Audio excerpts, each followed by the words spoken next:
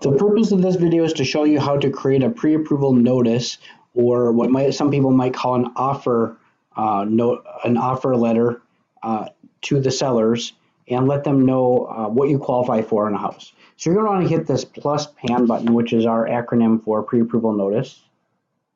You're going to need to put in the offer price on the home. I'm going to keep this small because I don't recall what this person qualifies for.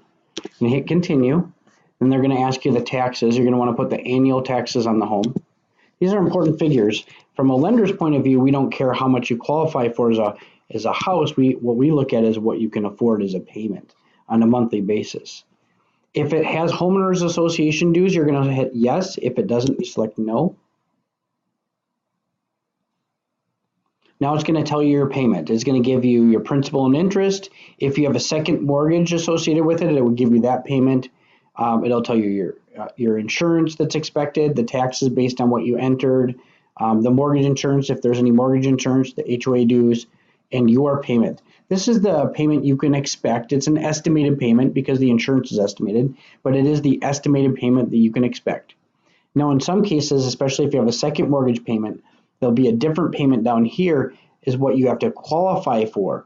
That's because sometimes second mortgage lenders will say, yeah, I know your payment's only going to be $100 a month, but it can go up over time, so we want to qualify you at a higher payment to make sure you can afford it if your payment goes up. So sometimes the qualifying payment will be higher than your maximum payment or your payment.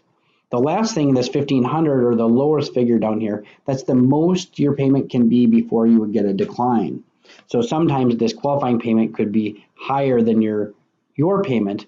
Your payment could be, let's say, $1,499, but the qualifying payment could be $1,599, and you wouldn't qualify to buy that home because of the second mortgage terms. Okay. Then you're going to hit continue the next step. Then you're going to select the closing date that you want to close on the house. You want to be cognizant that you're keeping in mind that you can't close on a weekend, a banking holiday, and that you have enough time for the lender to do their job. So you want to select the date that works for that. Then you're going to hit continue. Then you want to put the property address. I've got some loaded in here, so I'm going to just quickly choose the property address. Hit continue. Now here's the big thing. It's going to ask you, do you want a Mac Daddy notice or just a basic notice? The difference between these two has to do with whether you have multiple offers and if you want to use a truly customized notice or just give them the bare minimum. Their bare minimum is what everyone else gives, so I highly recommend that you do the Mac Daddy notice unless you have no other offers, in which case do the basic. I'm going to just click the basic here to show you that. And what it's going to do is it's going to ask you if you want to include the price, the address, or both.